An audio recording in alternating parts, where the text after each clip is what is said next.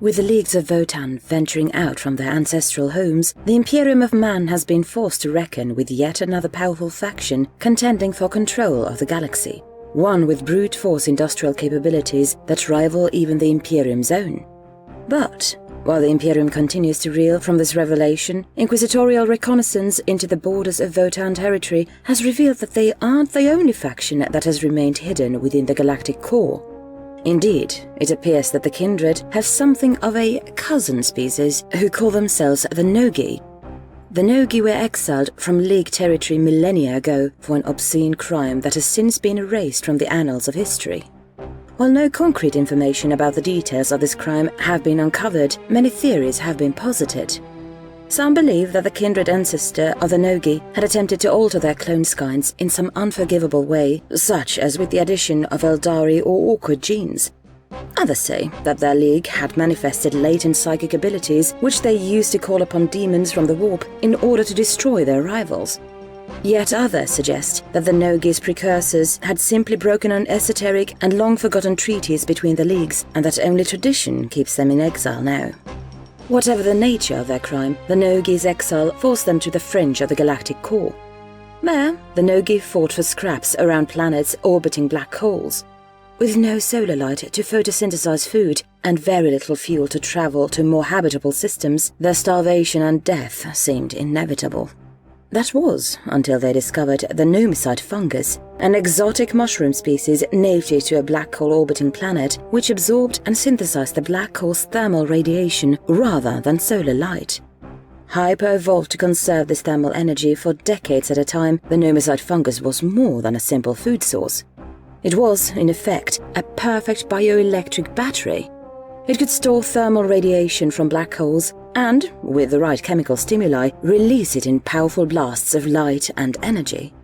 Thus, not only were the Gnoggï's precursors' food and energy problems solved, they now had a more reliable source of both resources than they ever did aboard their previous kindred holds. While the Gnoggï's precursors couldn't have known it in their initial celebrations of this miraculous discovery, this mushroom would soon come to dominate their culture, becoming the basis for their technology, social interactions, and even their religion. But before we discuss the Gnoggï's culture, we must first discuss their physiology. Gnoggï physiology. Due to malfunctions in their cloning crucibles over the course of several millennia, caused by both poor hotfixes and the interfaces of black hole radiation, several genetic and physiological differences have emerged between the Gnoggï and their kindred cousins. Most obviously, the Gnoggïs possess an extremely diminutive stature, even more so than the kindred, standing at about 3.5 feet tall. This is not necessarily to their detriment, however. Given their distant relation to humanity, a sufficiently disguised Gnoggï can blend in among ratlings on some Imperial worlds. And indeed, now that the Inquisition has become aware of their presence, numerous rattling enclaves have been found to unknowingly house Gnoggï thieves and spies.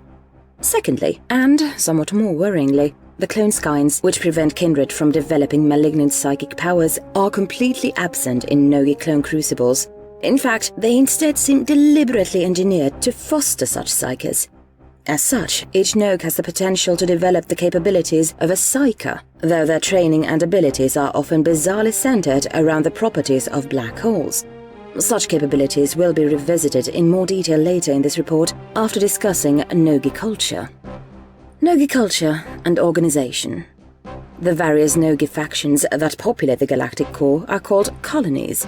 Each colony orbits a different black hole, each colony sports a slightly different strain of the Gnomicide fungus, and each colony bases its entire local culture around those two fixtures.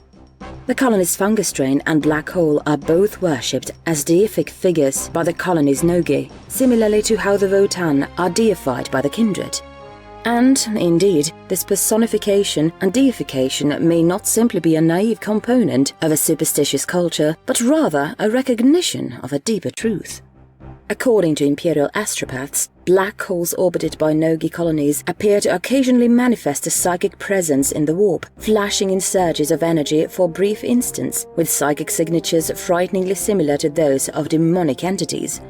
Similarly, Imperial psychers approaching the heart of a Gnomicide mushroom garden report hearing alien whispers within their mind and receiving chilling visions of their own bodies covered in Gnomicide spores. Just as clannish as their kindred cousins, a Gnogg's loyalty lies secondly with the Gnoggï of their colony, but firstly with that colony's black hole and fungi. Regardless of whether these two figures are truly sentient or divine, Gnoggï culture centers entirely around pleasing them. Many do this by becoming members of their colony's shade cult or spore cult, exploring the galaxy to scavenge countless trinkets and treats from rogue traders and pleasure wells before returning to their home and offering up their earnings upon their death. Shade cults and intakers. A Gnoggï colony's shade cult is a group of Gnogs who have dedicated themselves to the worship of that colony's black hole. While the alleged personalities and depictions of these black hole deities vary wildly from colony to colony, they are typically depicted as titanic Gnogs of grim countenance and sinister portfolios. One black hole may be depicted as a raven-feathered goddess of shadows and secrecy, while another may be depicted as a hooded god of thievery and schemes. While any Gnog can become an acolyte of their colony's shade cult, psykers tend to make up the majority of their memberships. Gnoggï psykers are often pathologically obsessed with secrecy, deception and darkness, an obsession which is often reflected in their shadowy illusions or psychic blasts of dark energy. This obsession naturally lends itself to worship of the colony's black hole, as a celestial body which no light can escape and which no information can leave. At higher levels of both psychic skill and religious fervor, illusory shadows begin to pour forth from the eyes and mouths of the Gnoggï psykers, creating the ominous impression of a black void leaking out from their very souls. At this stage, they often begin to receive visions of the Gnog avatar of their dark celestial god, though once again, whether these visions reflect a reality of shade cult's beliefs about their deities, or whether they are simply religious delusions, is difficult to say. At the highest echelons of shade cult organization are the roguish individuals known as intakers. These psychonogs are blessed with many strange abilities.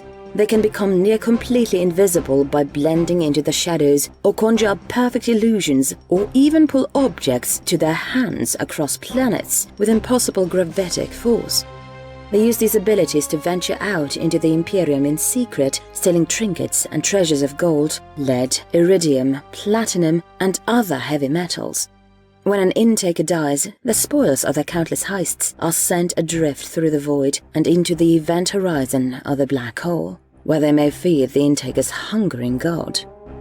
Spore cults and ingesters. In contrast to the shade cult, a Gnoggï colony spore cult is the group of Gnogs who have dedicated themselves to the worship of that colony's strain of Gnomicide. Rather than personifying the fungus or depicting its avatars as beings of Gnogoid form, the spore cult tends to worship their fungi as prehistoric cultures might worship culturally significant trees, simply as beautiful givers of life and worthy of worship on those merits alone. Nevertheless, it appears that the Gnomicide does have some measure of will and personality of its own. As mentioned prior, Imperial psykers nearby to Gnomicide gardens report hearing strange and alien voices and receiving chilling visions. But in even more worrying and heretical cases, some of these psykers reported an irresistible compulsion to join forces with the Gnomicide's Gnoggï colony and aid the fungi's nourishment. This suggests some sort of psychic fungal hive mind likely persists within the clusters of Gnomicide, one that the Gnoggï are acutely aware of. In fact, many Gnoggï who join the spore cult choose to ingest the spawning flowers of the fungus, allowing its spores to interface completely within their nervous system, effectively becoming puppets for the Gnomicide. While one would imagine that their existence is hellish given their total lack of autonomy, such Gnogs are kept in a state of perpetual euphoria by the fungal hallucinogens pumped into their bloodstreams. Chief among such Gnogs are the unnerving beings known as the ingesters. These delusional fungus addicts are purveyors of fine euphoric psychoactives as well as skilled psychic hypnotists, talents which they use to assist in their admittedly impressive comedic routines. Ingesters travel the galaxy in small troops, plying their trade to Drukhari, Elder Harlequins, rogue traders and even Votan, in exchange for the fine foods and fabrics which they stitch into bizarre motley.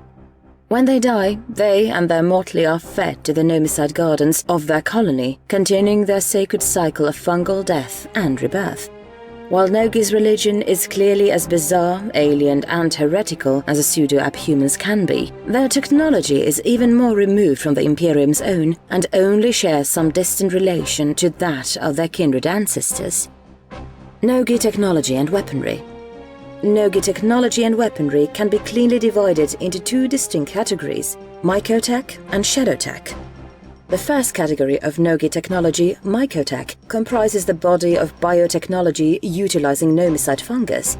As mentioned prior, gnomicide fungus is obviously useful as an adequate food and fuel source, but its uses don't stop there. Being a near-perfect biotechnological battery with bioluminescent qualities, gnomicide has an extremely broad range of applications within mycotech. The most obvious application of mycotech is likely in the Gnoggï mycosuits. These sleek bodysuits are effectively self-repairing combat and exploration apparatuses, composed of various damage-resistant nanofibers and laced with trace particles of a specially engineered strain of gnomicide. Due to the fungus's highly advanced respiratory and filtration processes, a single Gnoggï can survive without food or water for up to a month while wearing a mycosuit. And, in combat or other emergency situations, a Gnoggï's mycosuit can inject them with all sorts of fungally produced stimulants to ensure a cool head. Mycotech also comprises much of Gnoggï's weaponry, such as the humble myco pistol. As mentioned earlier in this report, a gnomicide specimen can be prompted to release all of the thermal and radioactive energy it has stored in a single blast. Myco pistols take advantage of this feature, focusing this release out through a barrel and hitting opponents with a wide projectile of heat and radiation. Another application of mycotech in weaponry is the spore thrower. Spore throwers function similarly to flamer weaponry, but through a fungal lens. Pulling the trigger expels a number of tiny spores and microbes onto a target, and releasing this trigger causes each of these spores to release their stolen energy at once, causing the target to be set ablaze by stored thermal radiation. The second category of Gnoggï's technology, shadowtech, comprises the body of technology that utilizes the space-time warping gravitic power of black holes. While anti-gravity technology and grav weapons are common throughout the galaxy, the Gnoggï have several interesting variations on more common inventions. For one, while much of Gnoggï's spacefaring and warp-faring ships are patterned after those of their kindred ancestors, the Gnoggï can briefly manifest faster-than-light travel outside the warp. This is achieved via the creation of an asteroid-sized artificial black hole by way of thousands of Gnoggï psychers in front of the ship. The black hole is then moved forward while the ship is kept stable, but pulled along by gravity at a speed of faster than light. Regarding the Gnoggï's applications of black holes in weaponry, the first is a shadow rifle. A shadow rifle utilizes a miniaturized black hole, kept stable by some unknown means, whose gravitational pull is polarized towards the barrel of the rifle. In this way, quote-unquote, firing the weapon is less the matter of expelling energy outward, but rather of focusing the gravitational pull through the barrel for a single moment. This effectively creates a beam of pure gravity which pulls everything around it inward and creates a concussive blast as the surrounding atmosphere rushes to fill the space. All this goes without mentioning the fact that the target has almost certainly been liquefied by the weapon. Next is the far more brutal shade knife. The blade edge of the shade knife is effectively an open portal, key to the surface of a black hole. As such, nearly anything the blade comes into contact with is absorbed instantly, and anything on the periphery of that contact point is spaghettified by the pull. If this somehow fails to lethally injure the target, the resulting radiation burns almost certainly well. Having covered Gnoggï's physiology, culture and technology, we may now finally explore the dominant factions of Gnoggï that exist within the galaxy. Major Gnoggï colonies. The Redcap colony. Distinguished by white bodysuits and red and white gnomicide, the Redcap colony is without a doubt the most violent and bloodthirsty of the Gnoggï colonies. Redcap gnomicide is downright vampiric, growing frighteningly well in soil soaked with blood. Because of this, Redcap Gnoggï frequently conduct raids on Votan holds, Drukhari corsair ships, and more recently, rogue trader vessels to drain the blood of those aboard. Naturally, they have constructed a special kind of shade knife chainblade which spaghettifies its victims even as it shreds them. The Parasol colony. Distinguished by light grey bodysuits and white and grey nomicide, the Parasol colony is known throughout Gnoggkind for its ingenuity and inventiveness. Many of the Gnoggï's more effective pieces of shadow tech and mycotech were originally created by Parasol Gnoggï before being begrudgingly shared with the rest of the Gnoggkind.